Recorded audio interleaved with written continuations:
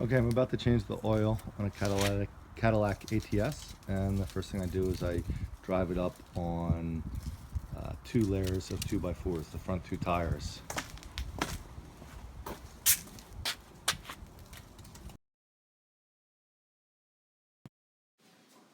Okay, here you can see I've equipped a ratchet with a 15mm socket, and I've placed it on the bolt that needs to be removed to drain the oil.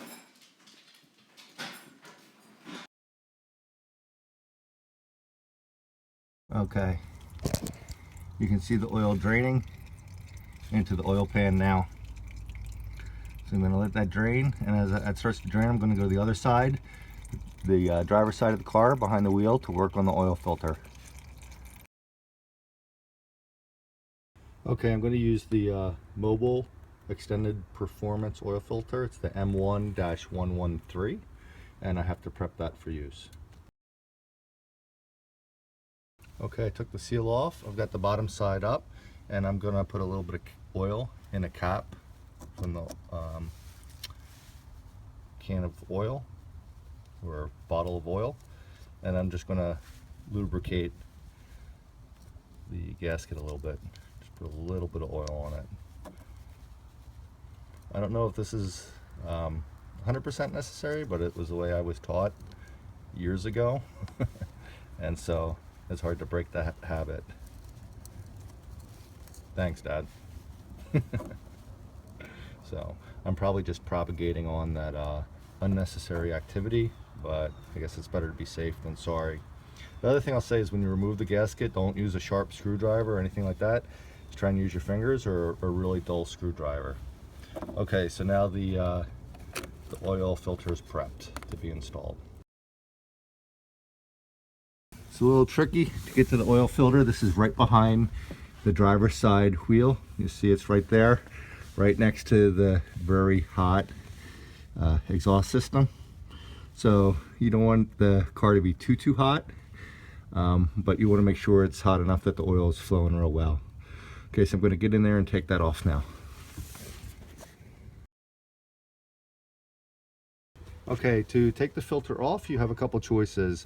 If possible, I'd like to use one of these oil filter wrenches. It works right on a socket, on a ratchet wrench, but you want to make sure that it fits in well into your filter. So if you're going to use the same filter every time when you buy it, Pep Boys or AutoZone, wherever, make sure you've got the socket that fits properly.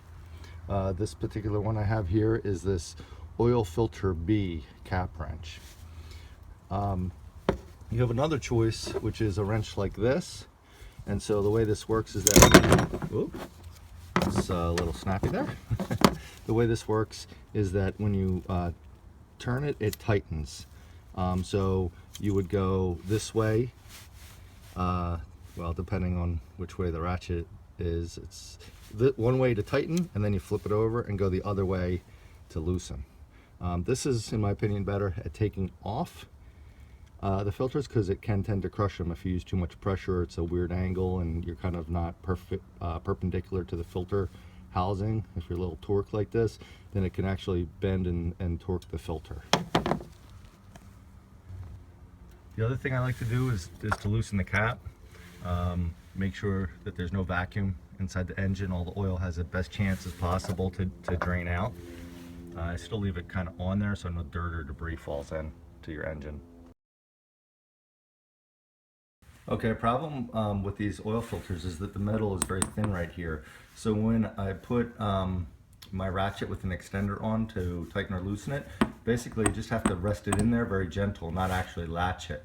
And the reason why is that if you push it in till it latches, it sticks through on the bottom, and then the oil filter can't sit in there properly, and this won't catch. So you could probably grind one down or build up the outside of this, or maybe just try and buy a decent one off the get-go that has a little bit of some depth here so it doesn't click in too far. But this is just poor design on these metal things. Anyway, keep that in mind when you purchase one. Look for a decent quality one, or you'll be frustrated by this like I am. Okay, we're getting ready to put the oil back in, but the first thing we have to do is make sure we put the drain plug back in underneath. You don't want to dump the oil in while that drain plug is out, or you'll overfill your pan. So I've already done that. It's the same, it's just reverse of when we took it out. And then just one other point, I like to use two different pans, one for where you drain the oil and one for, you can see here where the filter drops out. That way you don't have to worry about trying to balance and catch the oil between one pan. It's a little bit easier. And this pan's a little bit smaller than that one, so when I'm not in use, they just sit inside each other. Okay. So I'm gonna go ahead and start charging the oil now.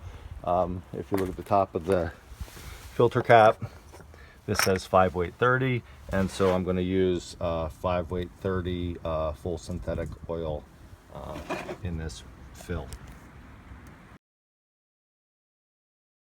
Okay, I used a clean funnel and I just put in 5 quarts of oil. I believe this is supposed to take about 6, but I always check anyway. So I'll put 5 quarts in. I'll run the car a little bit, let the oil circulate, make sure it fills up the oil filter. I'll check the level, and then I'll go ahead and add some more using quarts of oil. As I was running the car, I pulled it off the blocks.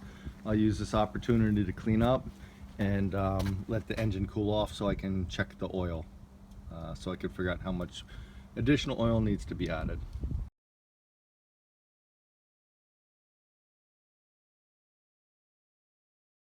Okay, one more thing. You have to reset your oil gauge. So the way you do that is you use this knob over here, and you go to the oil life. Now I already reset it, so it says 100, but I'll go ahead and do it again. All you do is you hold this button down for a few seconds, and it will reset. I don't know if you heard that beep, but for me it reset from 100 to 100. For you it'll go from whatever, 10% or 2% back up to 100. Anyway, that should pretty much finish your job. Thanks for watching and good luck.